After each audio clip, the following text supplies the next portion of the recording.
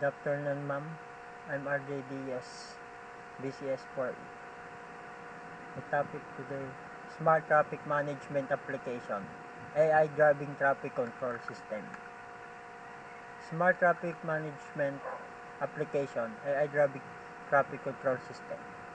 AI Driving Traffic Control System use advanced algorithm and mechanics learning techniques to optimize traffic flow in urban areas. The system analyzes data from various sources such as traffic camera, sensor, GPS data, and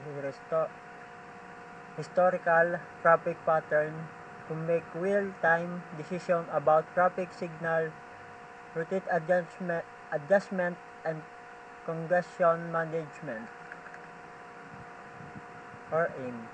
The AIM is to leverage advanced technologies to address traffic congestion, improving travel times, enhancing the overall quality of urban mobility while also contributing to sustainability goals.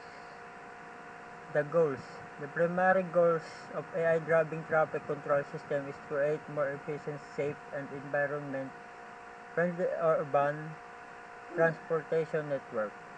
Ang goals po nito yung mga makakatulong sa mga traffic, sa mga mabibilis upang mapabagal yung gawa sa traffic light.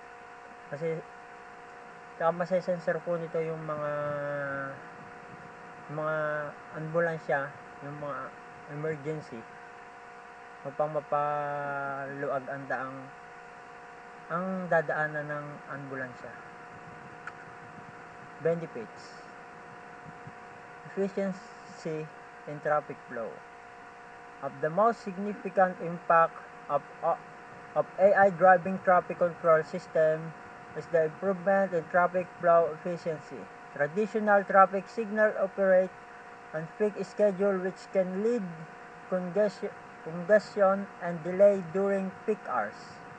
In contrast, AI system use real-time data from sensor, camera, and historic traffic pattern to dynamically adjustment traffic signal timing by analyzing this data.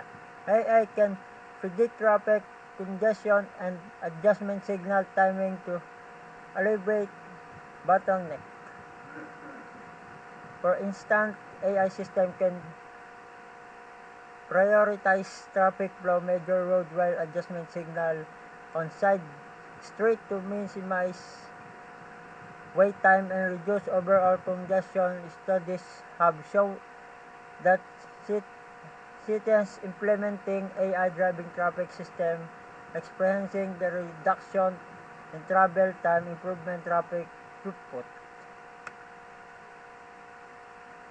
enhanced road safety. AI traffic control system contributes significantly to road safety.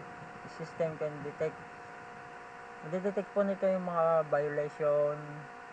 Ito naman po yung kung sakali naman po, yung kabilang daan naman po, halimbawa yung kanan, luag na, yun naman po ang magpupula. Tapos yung traffic naman, mahaba na po yung mga nakaanong sasakyan, yun naman po mag-green.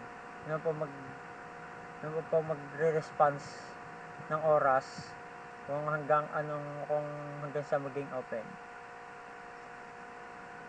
Tapos mag-detect din po nito yung pedestrian, yung mga tutulad ng pedestrian, yung mga tawidan, tsaka yung mga bike. Yung mga bike naman, meron ding yung traffic light.